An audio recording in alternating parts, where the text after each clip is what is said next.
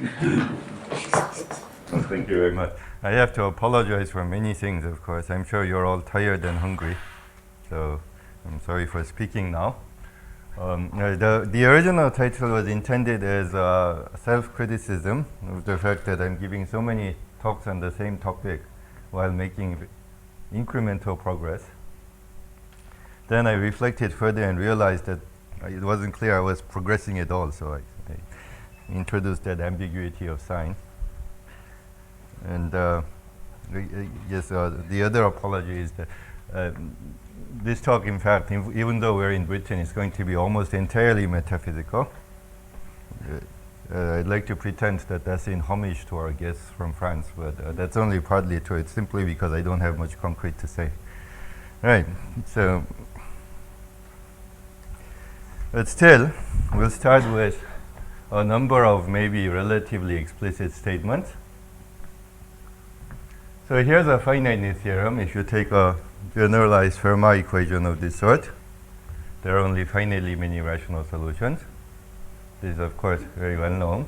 And in general, this is proved by Faltings, and the special cases, of course, that are very famous. Recently, we gave a new proof, something you might call a homotopical proof, or a proof that's somewhat similar to finiteness theorem for elliptic curves. That's another way of looking at it. And I'll try to give some sense of what this means later on in the talk. So here's another example of a relatively concrete statement. Here we start with an elliptic curve of rank 1, an integral J invariant. So for example, Cm. And we'll assume that the p primary part of SHA is finite for some prime, some fixed prime p. Probably it's good to take an odd prime and take it to be of good reduction. Fortunately, we now have many elliptic curves that satisfy this condition. It's not so hard to produce them. And we'll take a Weierstrass model and study the integral points of that model. So we're actually studying the integral points on the elliptic curve minus the origin. In this situation, the point is to describe these integral points using some analytic functions. P-adic analytic functions, it turns out, that you can obtain by choosing differentials on the curve and using p-adic integrals. So this integral described up there is what's called Coleman integration, but whose general theory is a bit complicated. I don't understand it at all well. But locally, they're very simple objects. You take the differential forms and take antiderivatives. That's what this integration refers to. On any disk, it's very easy to describe. And similarly, for that iterated integral, well, which is that omega, that's an iterated integral that you obtain by first taking an antiderivative of beta, right, multiplying it onto the differential for alpha, and taking another antiderivative. So that's the process. So you get analytic functions on the curve this way. Locally, that's it's just what I described. To get the global function, you need to do an analytic continuation along Frobenius, which is not so easy to make explicit. So then, with those functions, the theorem is as follows. Suppose that we can find one integral point already on the curve of infinite order, which will then also be a generator for the, well, almost a generator for the model weight group. In that case, we can find all other integral points inside the zero set of this analytic function up there. So the psi z, which is expressed in terms of these integrals and iterated integrals that I described a moment ago. So the integral points of the curve are all contained inside the zero set of this function. So this is a relatively explicit formula, and it's actually, I can say it in many different ways, which I won't today, but it's a very harmonious formula in some sense, of a nature well, even after proving it, it's rather hard for me to believe. So I don't entirely trust it myself at the moment that this is precisely the correct formula. Kiran, It's really an analytic function, or is it only locally analytic? it's locally analytic. Yes, Locally. sir. Yeah, that's right. Locally analytic. So I don't entirely believe it myself, because if you analyze this, it's actually a very simple formula. So, but fortunately, Kiran, in fact, is computing with it right now, and he'll tell me whether it really works, and I may have to modify it, but I think it's correct. Anyway, some formula of this sort is correct, so I'm not too worried, but whether or not I really got it exactly nailed down, I'm still a little bit worried. All right, so anyways, this is the kind of phenomenon I hope will hold in much greater generality, where you can write down an analytic function that captures the points of a curve in a relatively effective way. Analytic. I'm sorry? Analytic. Yeah. P-adic analytic function, that's right. Or as Kiran pointed out, locally analytic, but in fact there are these things called Coleman functions, which you could take just by, almost by definition, I guess, as rigid analytic functions, and then iterated integrals of such things. So they have very nice local behavior. This formula itself appears to me to be a kind of explicit reciprocity law of a non-abelian sort. I can't make that notion at all precise, but it seems something of that sort seems to be going on, and I'm trying very hard to make it precise without too much success at the moment. But it's interesting to think about it from that perspective. And also, it's interesting because since there are automorphic experts here, if you think about ways that non-abelian class field theory are described, of course, a Langlands program is an incredible way of doing it, of generalizing classical class field theory. But there are other things that you could call non-abelian versions of that, and formulas like this, I think, are one version of it, where you write down, take an explicit reciprocity law, for example, that doesn't necessarily refer to the reciprocity map, which is what you'd have for Hilbert symbols, for example. And then there are non-abelian versions of that, which seem to take classical class field theory in a somewhat different direction, and I'd be interested to think about how it relates to what people normally call non-abelian class field theory. Right. So those are the examples, and now I'll retreat into metaphysics. So for some general background, we'll discuss what's come to be called anabelian geometry, originating in 3 documents of Grothendieck in the 80s. And I've only read the last one, and maybe occasionally glanced into the other ones. They're very long, as some of you may know.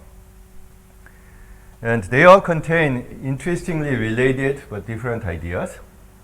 The third one is specific to what we're calling anabelian geometry, this idea that there should be a certain class of schemes that can be entirely encoded in group theory, in a sense that perhaps Florian hinted at in his talk.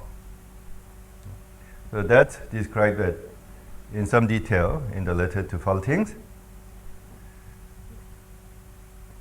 The second document, A Long March Through Galois Theory, apparently has this idea that one can even generalize this to other schemes.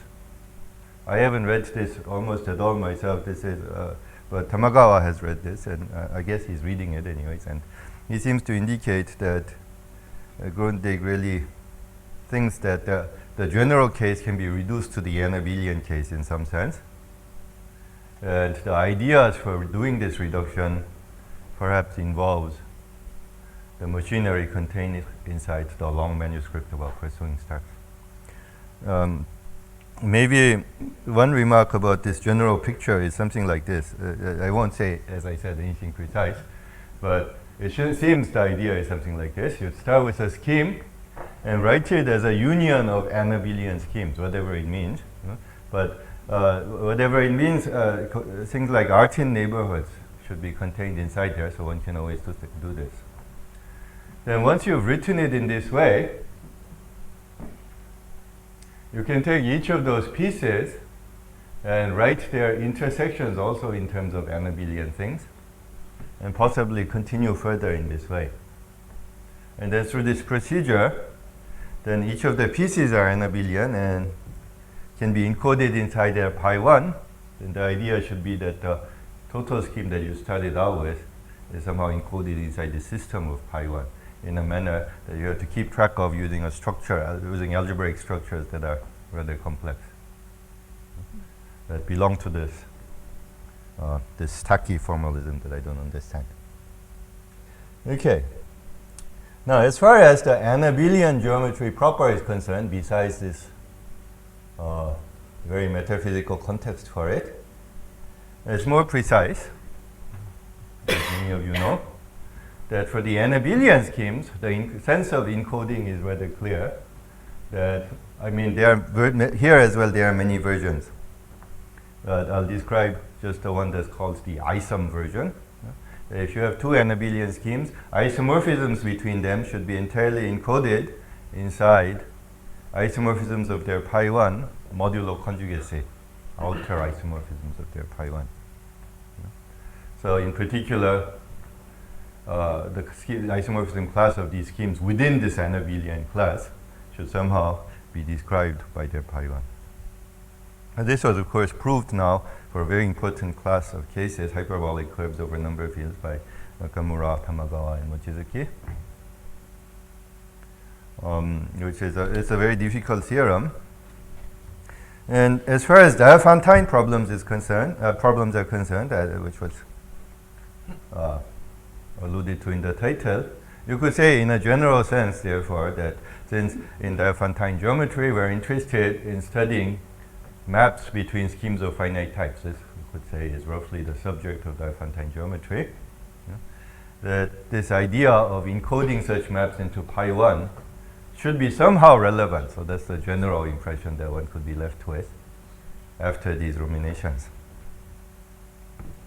But there are more precise versions of this as well, of course, which is known as the section conjecture.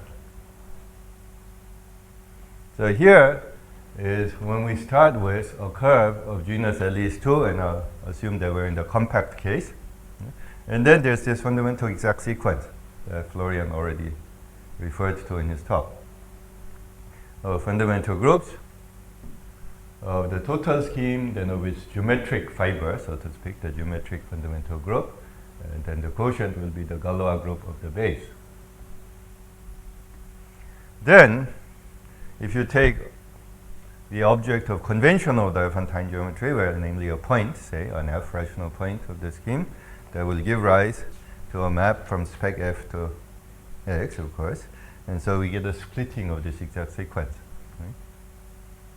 So from points, you get to splittings of the sequence. And the section conjecture is that it should be a bijection. Now the splitting, as before, again as in Florian's talk, only occurs up to conjugacy because you have to identify base points, choose a path between base points. But up to conjugacy, you always get a well-defined splitting. And the difficult part of this conjecture is that this is surjective. Whenever you have a splitting of the exact sequence, it should actually come from a geometric point. This is a very difficult conjecture, of course, about which we don't have too much insight even now. But Grundig definitely believed that this conjecture should be very relevant to Diophantine problems for curves. And the sense of the relevance is still not clear, although I'll say something about it today. And there are many different sides to this relevance as well. One of which is that it seems to be relevant in the same way that finiteness of Shah is relevant to the Diophantine geometry of elliptic curves. That is, you can interpret this as a surjection from points to some non-abelian cohomology, some cohomology H1, right? Which, of course, is the assertion of BSD as well, the finiteness of Shah portion. And then for elliptic curves, you know that that gives you the termination of the descent algorithm. And that seems to be one way in which you can interpret the relevance of this assertion as well, which is slightly different from what Grothendieck seems to have thought. But as I said, there are many different aspects to this connection. So anyway, so that's the general metaphysical background. So I'll go on to slightly more specific discussion of the language that we need to discuss some of the results. So first, again, I'll start at a very general level with the fundamental groupoid of a space, which is at the very bottom level of these higher structures that Grundig seems to have wanted to incorporate into this discussion. So now let's start with a compact curve of genus at least 2 over the rationals. And for the moment, we'll just discuss the topological fundamental group for concreteness. Take any 2 points, complex points of the curve, so that's the Riemann surface. And we can look at homotopy classes of paths from A to B. And these make up the fundamental groupoid of the space, where if you want to concretely put it into the language of categories, the points are objects and morphisms are homotopy classes of paths. And they come up with these compositions obtained from concatenating paths. So that's an important topological invariant of the space. Well, in fact, so this whole thing actually seems to be quite important, and how to apply this entire structure to Diophantine geometry is also an interesting problem. But as far to focus on the results so far, we'll confine our attention today just to the case where you fix one of the base points. You take a base point and only consider the path that originates at that point. Okay, so you have the fundamental group itself with base point at B. Then you look at homotopy classes of paths from B to other points. So if you do that, of course, these will all carry the structure of torsors for the fundamental group, because you can pre-compose with a loop. So these are not themselves loops, groups, but they are torsors for this group. So then this naturally leads us to concentrate on a category of torsors for the fundamental group, because points somehow move inside this category. So this is just a brief recollection of the definition of a torsor. But maybe I will discuss this briefly anyways. So the point is that any of these torsors, when you pick a path, become bijectively, go into bijective correspondence with the fundamental group itself, but that path is non-canonical. Right? And when you're just doing discrete groups, that's a very pedantic point. But eventually, when you put on arithmetic geometric structure, it becomes a real issue. But anyways, so one version of this general Abelian philosophy is the idea of encoding points into the structure of these torsors. Torsor of paths from a fixed base point to the varying point x. And in some sense, this is just one manifestation of a very old idea. Even classical number theorists, when they were studying points, solutions to an equation, used that solution often to parameterize other equations. So like two-way equation, I guess, is an important example of that. So somehow studying points, it's good to put them into geometric families that have larger structures, which you can then use to say something about the points. Again, the Fermat equation is another case of that, where you get the solutions to parameterize curves, elliptic curves. But the thing is, when you do things like that in the classical sense, there you have to be quite smart. So with a specific situation, you have to cook up these families in a very clever way. And if you're not clever, that's very hard. So if you compare to that, if you look at these spaces of torsors, these are geometric objects that parameterize by their points, but it's completely canonical. You don't need special ingenuity to consider these. They're just there, intrinsic to the geometric objects that you started out with. So somehow it should be easier. So how do we do this now? How do we actually apply this? So first of all, we have to say something about rational points. If we just look at the fundamental group of the complex space, then of course it's not going to care about rationality. So we have to put on, now discuss the arithmetic geometric structure. So we'll go to some p-adic completions in order to do this. So first of all, we can start with pi 1 and linearize it, go to the QP linearization and the QP group ring, group algebra of the pi 1. Now already there you pick up a few additional pieces of additional structure. So first of all, because it's a group ring, now it has a Hopf algebra structure with co-multiplication determined on the group and the basis as illustrated. And then inside there's an augmentation ideal generated by the elements of the form G minus 1. So then using that augmentation ideal, we can go to another completion of a roughly Iwasawa theoretic sort of, it's not exactly the same, but similar nature, where you pass over simply with respect to the powers of the augmentation ideal. If you do this, you get power series inside in these elements inside of elements of I, non-commutative formal power series. So that's you end up with a much larger algebra. Now the coproduct that we had previously carries over to this situation. You can show that it's continuous with respect to these powers of the augmentation ideal. So this A becomes a complete Hopf algebra. As far as I know, this terminology seems to have first occurred in Colin's paper on rational homotopy theory. And there's a motivic version of the rational homotopy theory that underlies this discussion that was emphasized by Deline in his famous paper on P1 minus 3 points. We won't discuss that general background too much. It does underlie the discussion somehow. Now, so there is this coproduct. So using that, we define this QP pro-unipotent completion of pi 1 as simply being the group-like elements inside this completed Hopf algebra. Yes? Mm-hmm. At this point, is this the Iwasawa algebra of the OP completion of the fundamental group? No, I mean, so you can go to the ZP Iwasawa algebra. It's related, but it's a formal version of that, because if you look at the ZP Iwasawa algebra, you'll only have integral coefficients. Yes. And in Iwasawa theory, typically you might look at that and then tensor with QP. Yes. But this is different because here we first go to the quotients modulo the augmentation idea, so you allow arbitrary denominators as you go up the limit. So that's the main difference. It's larger. Okay, yeah. There's no convergence condition at all. In fact, that's related to this comment up here that well, it's not strictly related, but vaguely related.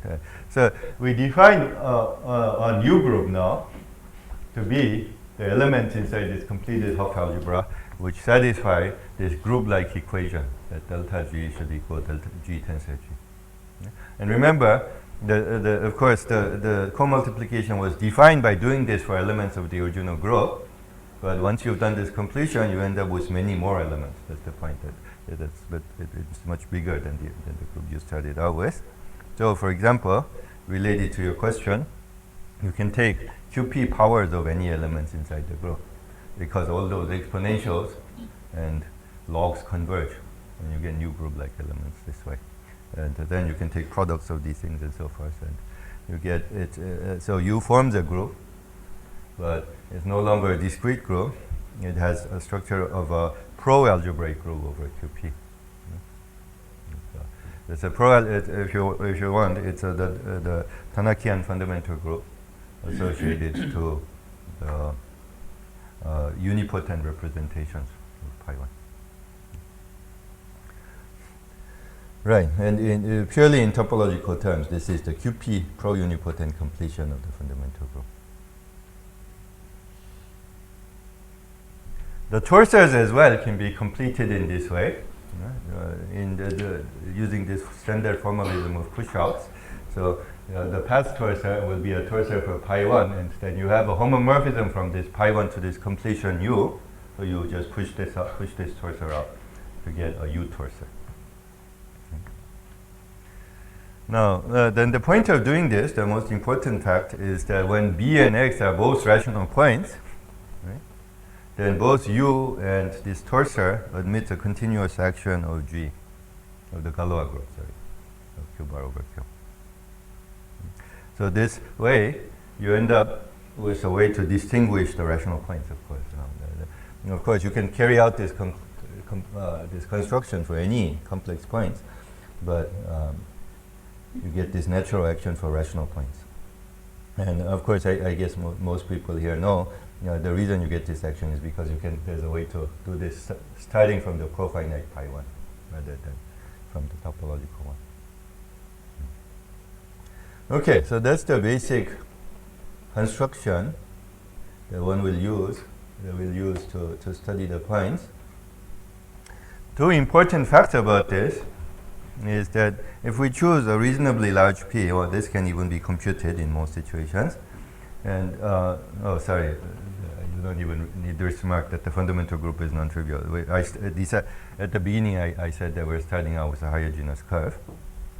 But anyways, then the torsor completely determines the point. Okay, so that's one fact.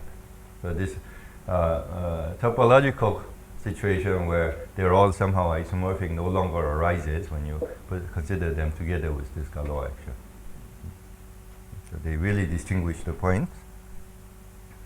Then the second important fact is that we can actually classify these structures. So the structures of this sort, these kind of torsors, can be classified using a non-abelian continuous group cohomology. This classifying space is been calling the Selmer variety of the curve X. So that with this classifying space, we can describe the previous construction simply as a map from the points of the curve to this classifying space.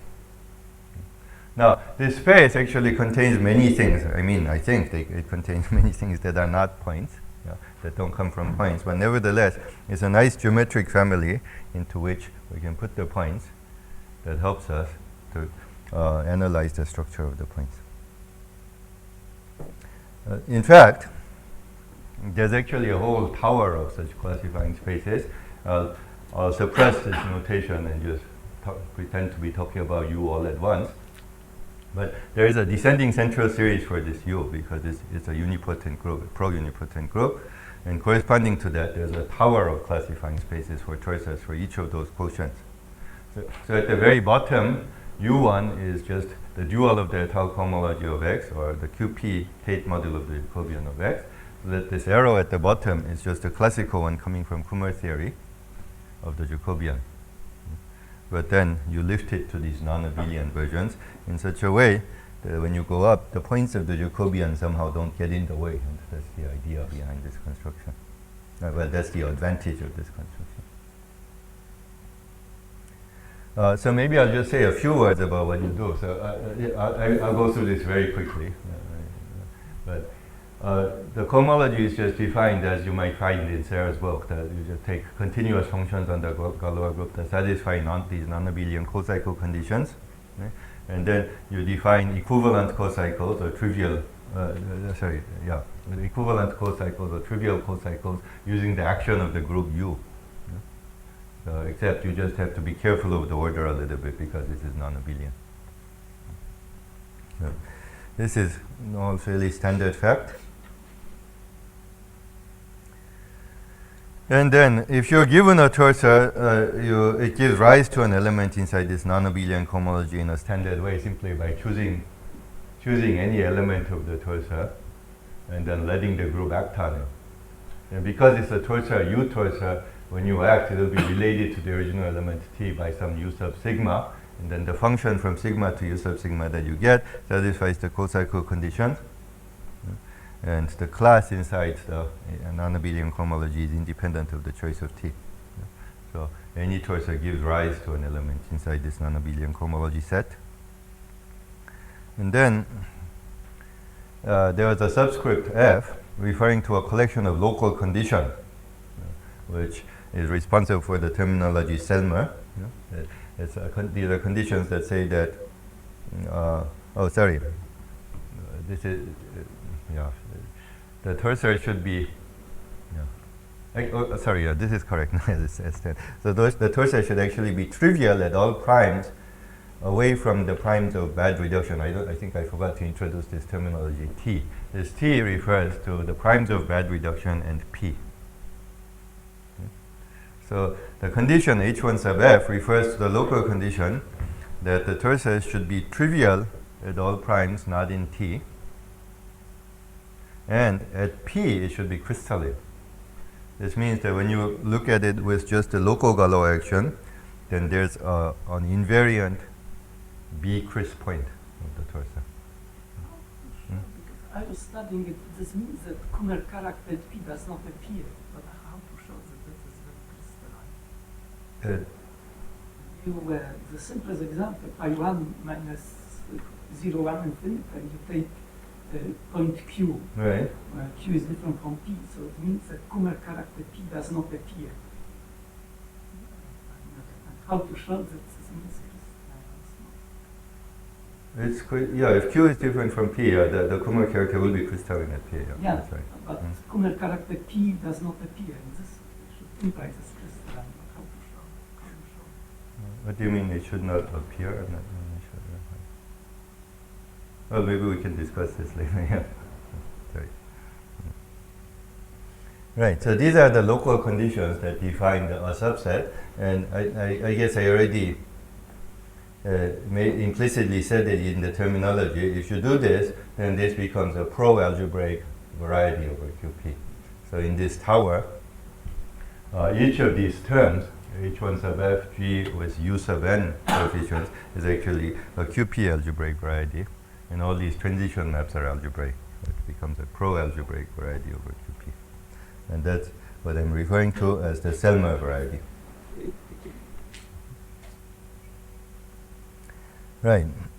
Now using this, I'll explain a little bit how one proves Diophantine finiteness theorem. And so I'm describing this in a very fanciful way. Somehow this seems to explain for me the nature of the finiteness in these situations. So this perspective here is this. If you look at the global points of the curve, what we've done is we put them into a rather sophisticated family of classifying spaces for torsors. So that's one algebraic variety that we've put the points into, QP algebraic variety. Now there's another family that contains it, namely just the naive thing, the p-adic points of the curve. So here it reflects the strategy I mentioned at the beginning, the classical strategy that points parameterize, sit inside natural geometric families, except here there are two different ones, the p-adic points and the Selmer variety. And somehow they are very different in nature. And this seems to be one aspect of what underlies finiteness. Since points on the curve, lines run in both varieties, both families, it seems like there can't be too many of them. More precisely, you can make this statement precise, that is, by putting both families into a single object. So here, I'll only say this in a very impressionistic way. But the idea is this, that we can construct a kind of p-adic symmetric space using p-adic Hodge theory in such a way that both of the families are contained in it, well, mapped to it anyway. So there's one large symmetric space, so that this family consisting of the classifying space for torsors mapped to it and also the local points of the curve mapped to it.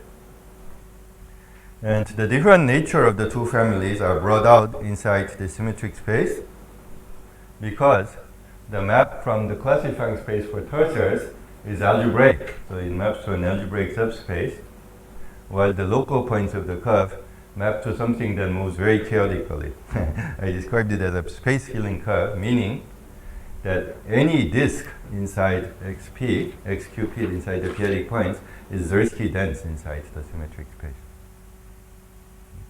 So somehow they move inside this larger space in a very different way, inside this space D in a very different way. That space, by the way, is just a homogeneous space for the drum fundamental group.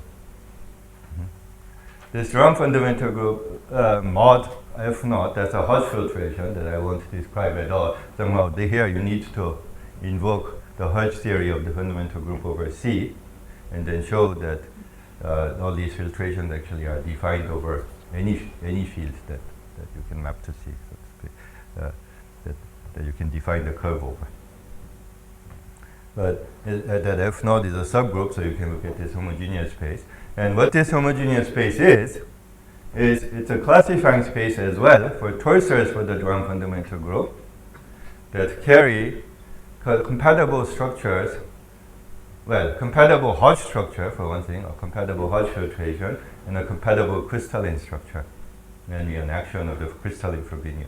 It comes from a comparison isomorphism to crystalline fundamental groups, and for the past torsors, crystalline past torsors. So this is also just a classifying space. So that in fact, the map from the p-adic points to this homogeneous space is exactly given by just mapping every point to the past torsor. But the point of passing to this description is that this map, now at the level of p-adic points, this local map can be described very explicitly using differential forms. You can, you can coordinatize the whole situation in such a way that the map just has coordinates that are p-adic iterated integrals. So that's very concrete. And you use that, for example, to prove this fact that these disks inside X are Zariski dense inside the symmetric space. So that's a transcendence result about that coordinate function. They are transcendental functions. So to reiterate what I said earlier, the map from the classifying space for torsors is algebraic, and the map from the p-adic points is transcendental. So that's the tension between the two families. So in fact, what we can do is use that, therefore, for an equation like this. Say the generalized Fermat equation is one situation where we have to select P a little bit carefully. So once you do that, you can show that the images of the two families is finite. They just can't intersect much, and deduce from that the finiteness of points. So that's the basic strategy for getting Diophantine consequences out of this language. In fact, what's quite easy to see once you've set up the formalism. Excuse me, can you do this unconditionally? Meaning, unconditionally meaning what? That it does not depend on conjectures? This statement is unconditional. Yeah, so this is unconditional. So I stated as a theorem at the beginning. But even though there are other proofs as well. I guess this is an unconditional new statement. Yeah. What's also actually rather easy to see with this formalism is that in fact, whenever this global classifying space is non-dense inside this local symmetric space, one gets finiteness of points. This is a general phenomenon. And the reason for that, so if you don't mind my flipping back to the previous slide again, somebody advised me never to do this during a talk, but I can't help myself. So if I flip back here, so the idea is this. As I said, this left diagonal arrow is algebraic, and the right diagonal arrow is space filling. So what happens is that whenever the left diagonal arrow is not dominant, if it maps to a proper algebraic subspace, then the other thing is a curve that doesn't lie inside any proper algebraic subspace. So it can only meet at discretely many points. And then of course it's also compact, that means it can only meet at finitely many points. So the key thing is, as far as finiteness is concerned, whenever you can prove that that left map is non-dominant, then you're done. It's finite. Of course, for explicit result, you would also like to find defining equations for the image. That's the key issue as far as some relation to effective statements is concerned. How to find defining equations for the image. And this is somehow should be related in rather deep ways to Iwasawa theory and explicit reciprocity laws. But anyway, so that's, I think this is a rough outline of the proof. But by the way, so in this situation, in this Fermat curve situation, what we do is we actually look at the dimension of these spaces and just control them using Iwasawa theory. And the dimension estimates tell us that that map from the global classifying space cannot be dominant. That's the general idea. So it's a very crude argument. But to control the dimension, what you need to do is to take some kind of an algebraic p-adic L function associated to the field generated by the p-power torsion of the Jacobian of x, and then prove that it doesn't have too many zeros. And this, I like to look at it in this way because somehow that way you get this sequence of implication that some sparseness of zeros eventually accounts for the finiteness of points. And this is entirely analogous to what happens for elliptic curves, especially because it's somehow mediated in the middle by Selmer varieties. So by replacing Selmer groups by Selmer varieties, you get finite. You get an argument for finiteness very parallel to what you see for elliptic curves. So this argument works for curves with CM Jacobians. So this is joint work with John Coates, as I mentioned at the beginning. To make this work in general seems to be, it's so far still quite hard, and for myself I rather like the fact that it's hard. But anyways, there are other ways to do it. There are other things that indicate that this strategy works in general. So for example, Uwe Janssen's conjecture that he mentioned yesterday also implies that this is non-dense. There are other things of that sort that implies non-denseness. But there's any of the reasonable conjectures about mixed motifs implies that this is not dense. So it should work. Now, how to prove it in a specific instance is quite hard still. It's unless you're in a situation where the image of the Galois group inside the Tate model of the Jacobian is essentially abelian. These are the cases we can handle right now. In general, maybe I'll just mention quickly a relation to non-abelian Iwasawa theory. This question should be very related to sparseness of non-abelian L0s. Since Otmar is in the audience, I thought I'd mention it quickly. So the point is this. So let's look at these fields generated by the p-power torsion of the Jacobian. See, I don't think I've actually stated this clearly for you at any point, so I'll do it now. And we'll let lambda be the Iwasawa algebra of the Galois group of F infinity over the p torsion field. Yeah? So that you get a probe p group now. Then, if you look at M modulo its ZP torsion, so that should be an Iwasawa module of the right sort. I think this is correct as far as I can. It's not proved. I mean, Otmar has proved that this is a torsion Iwasawa module. But I guess it's not obvious that this content lies inside the same category, but I guess it should, as far as consistency with the other conjectures is concerned. Is that right? Yeah, anyways.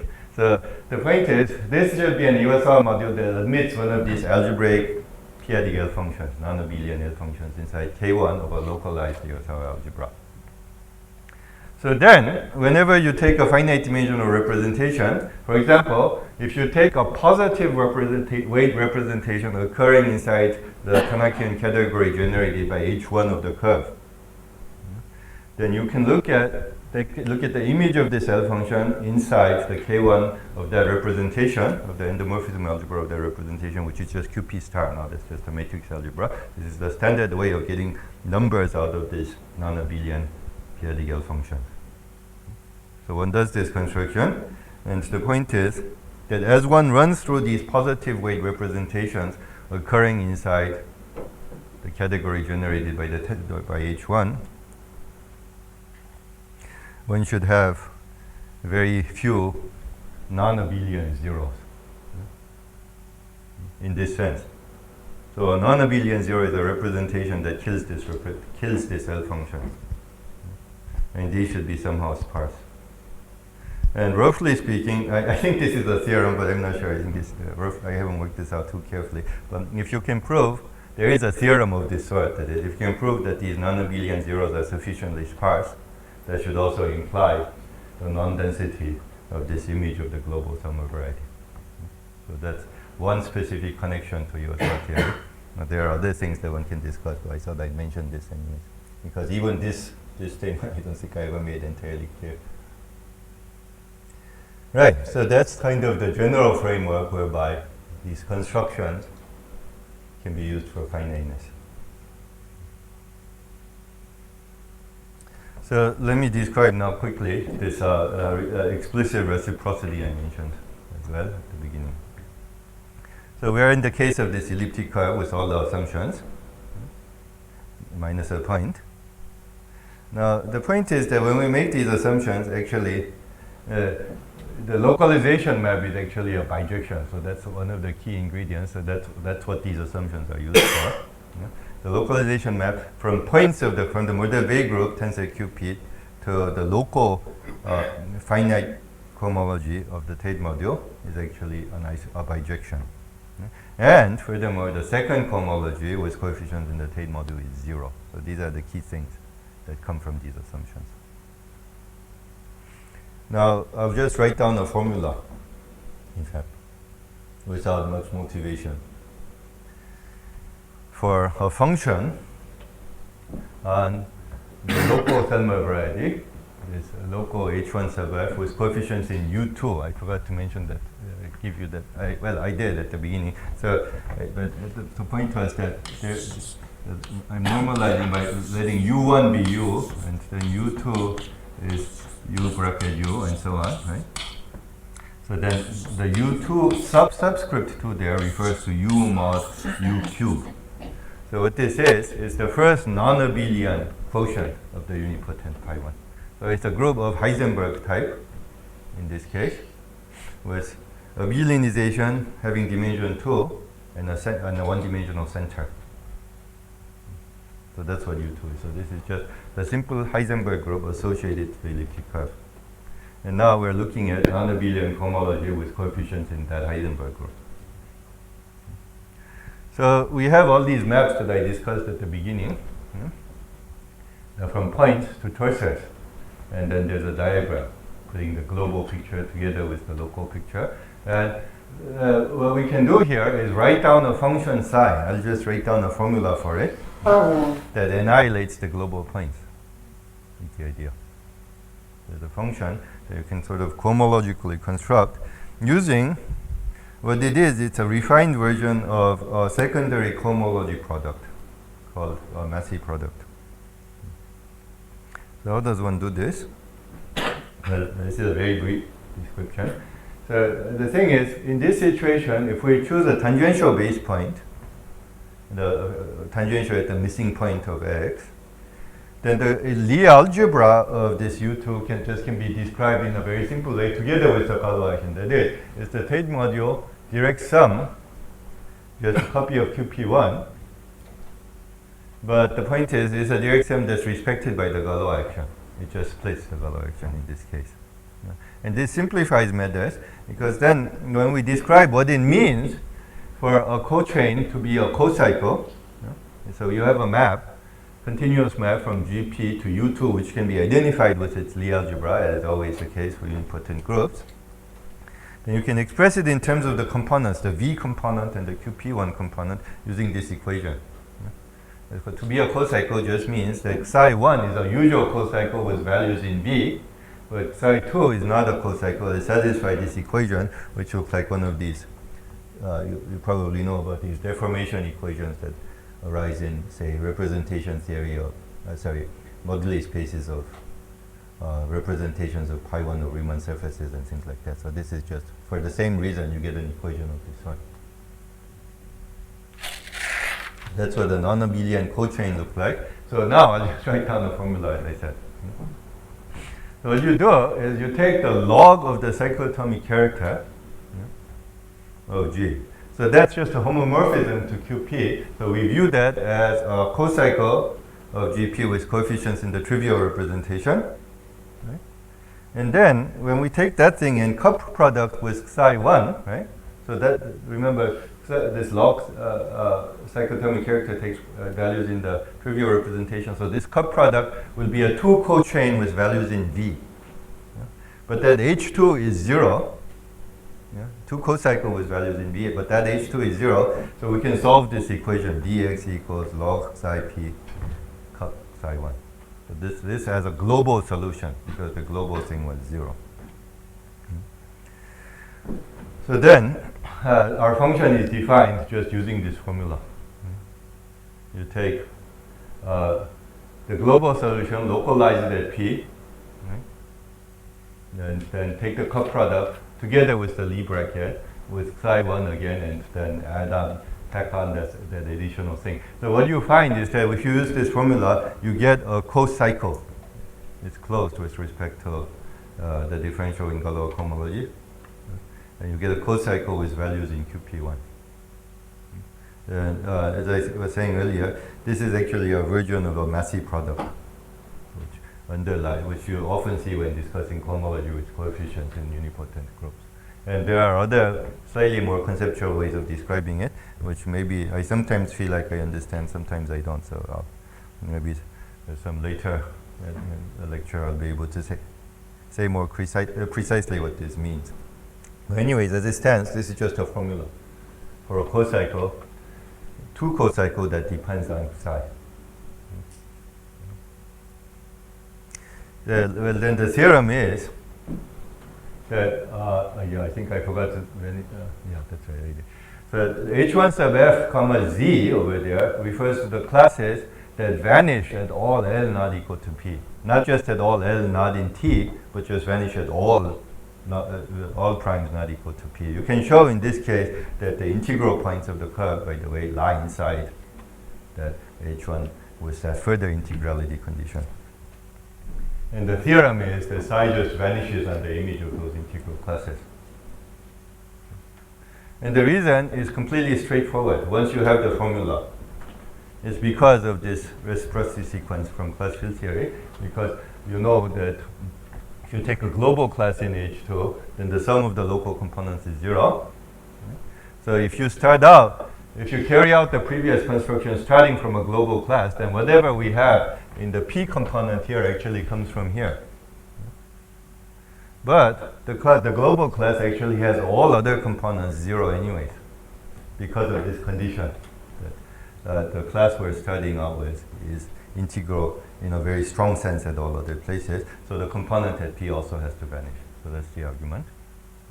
So you'll see this kind of argument in, for example, in Kolivagin or Kato, which was the more direct inspiration for my investigation, but also in the early papers on the Birch-Newton direct conjecture, where This argument is due to Hilbert.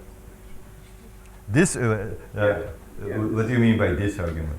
I mean, the fact that if you have just one prime left, you use the reciprocity sequence. Oh yeah, sure. Yeah. But did he use it for finiteness or something? I don't know. That's what I was referring to. No, well, anyway. Yeah, anyway, that's right. Yeah, but this, yeah, actually, maybe you can tell me some more about that. I'm interested in the history of this argument. Yeah. But anyways, so you have the sum being 0 and all other components are 0, so the component at P is 0. So that's the argument. Anyways, I learned it from these elliptic curve arguments, and also including this one of the early proofs of BSD for CM elliptic curves. Where, I guess the early Kurzweil's paper didn't quite contain this argument, but Rubin's papers after that contained a version of this argument. Yeah, so anyway, so that's this, as I said, once you have the formula, it's completely straightforward. And then you check, there are a number of things to check. I mean, for one thing, you have to make sure that you don't have the zero function. you can check that you don't have the zero function by evaluating it on these classes coming from QP1 simply, in which case this just becomes, using classical class field theory, it's the same as evaluating log of the cyclotomic character on the image of the reciprocity map. So you can easily check that it's highly non-zero. But then you can further explicitly evaluate this. And I won't tell you how you carry out the evaluation. You have to go through the comparison isomorphism, non-abelian comparison isomorphism, rather carefully for this pi1 and the classic and the torsors. But once you do that, you get the formula, explicit formula I mentioned at the beginning. The global points are annihilated by these analytic functions. So that's the consequence. Okay, so that's pretty much all the content that or lack of content that I had to convey today. So maybe, yeah, there was this section that I've been skipping recently, that there is a kind of, it seems like there's a more general homotopical context in which one should think about these things in order to interpret the duality that I referred to. But I wrote this down, but I still feel very uncertain about this, so I'll skip all of it. Okay. And maybe conclude with this metaphysical comment that I've made many times, and maybe it makes more sense today. I don't know, it probably makes less and less sense as I say it more times. But the title refers to this fact that, well, not fact, refers to this thought that somehow we don't have a Galois theory for polynomials of two variables. So this is the motivating problem in some sense for the structures that come up. Well, what do I mean? Some people might say, well, there is a Galois theory for function fields. You study Galois groups of extensions, field extensions. So that's one aspect of Galois theory. But of course, we know that classical Galois theory was about Diophantine geometry of polynomials in one variable. Right? Somehow group theory could be used to structure the solutions. Yeah. And in that sense, we don't have a Galois theory for two variables, something that helps us with solutions of two variable equations. So there are versions of it, and number of the structures discussed today, as well as structures studied by many other problems, seem to be relevant to this question. But it would be nice to have a very coherent view of what the relevant structures are if we really focus on polynomial equations as the thing that we're interested in. Okay, thank you very much.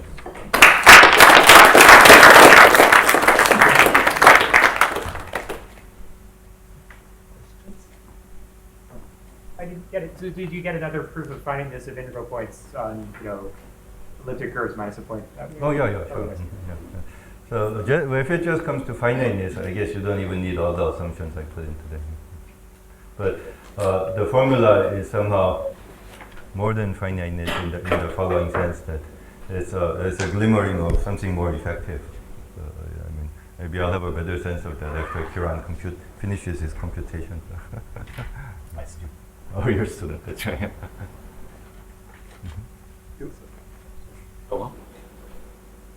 You construct this relatively explicit function on the periodic analytic space, Right. and then the rational, at least the powers of your points are contained into zero. The points are contained in the integral points are All the contained. integral points. All integral points are contained in the zero. But so first of all, what kind of periodic analytic space is this? A curve minus 1 point. Well, It's a kind of Stein space. I don't know too much about the classification of analytic spaces. Maybe Kiran, do you have an answer to that question? Well, what was the question? What was it? What does it look like as a rigid analytic space? What, the image of this Yeah. X?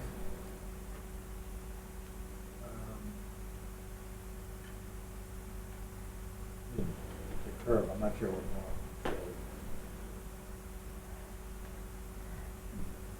Anyway, the real question is, how do you see the addition law? You have your function, and of course the sum of 2 points. The addition, I guess I should have emphasized the point more. The addition law isn't visible in these coordinates at all, and in a sense, that's a good thing.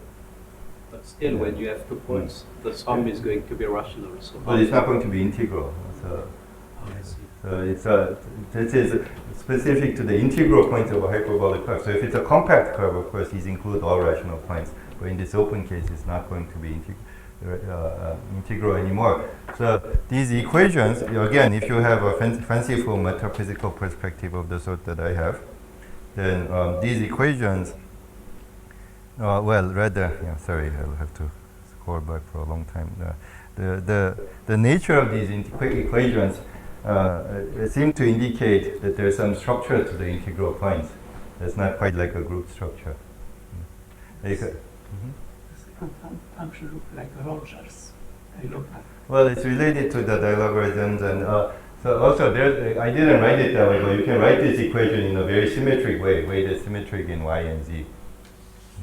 And so it's not a group law, but there's some other structure that's underlying an equation of this sort. But the fact that the group law has nothing to do with these equations is a good thing, because this is why we can study integral points instead of the rational points.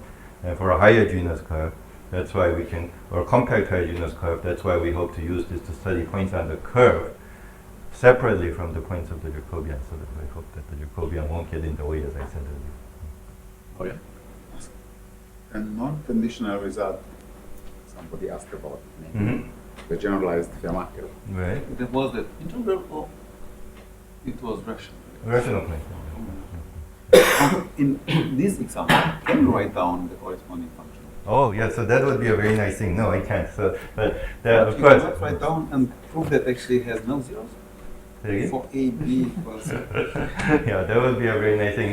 But let me put it this way. So I'll be optimistic, But the nature of the situation, is such that one can hope for this kind of thing. And that, I would like to make this very explicit because this is a complex multiplication situation where the Iwasawa theory is pretty tame. And we can also analyze the unipotent fundamental group in some fairly reasonable way. The structure is relatively transparent in this situation. And in fact, part of the background for this the research as a whole was this work that my former colleague Bill McCallum did in the early 90s, where he used Chaboty's method to prove finiteness on Fermat curves in a number of situations with very specific bounds. But it failed, of course, because Chaboty's method requires this condition on the rank. Now, here, this method, of course, doesn't require any, because we're going up this tower, it removes the rank hypothesis. So, but it is a slightly dreamlike optimism that one could write down very specific equations eventually in this situation.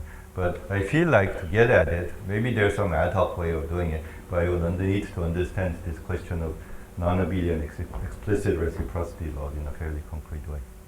I haven't quite figured out the right framework for doing that.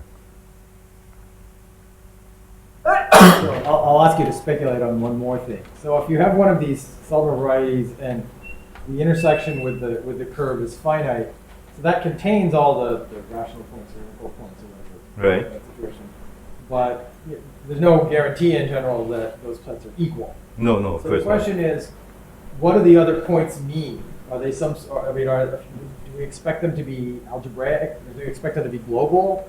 Or do they act like some sort of non-abelian Shah or something? Yeah, that seems to be, you're right. I mean, that seems to be an interesting question. Maybe I'll throw the speculation back at you. You should try to tell me somehow what those other points mean. But also, maybe one can make sense of this. I haven't tried to do it, but maybe one can make sense of these constructions of a global sort, not a priori p-adic, in such a way that maybe if you look at, in some sense, the intersection over all p, maybe it should be exact. I don't know. It should be exactly the same. That would be nice. My student is going to do a few experiments Right. about this. But so I mean, at a very philosophical level, these moduli spaces of torsors should be a kind of structure on the global points, of a non-abelian structure of some sort. First of all, whether that's useful for anything or whether it's even particularly meaningful, I won't speculate more about that at the moment.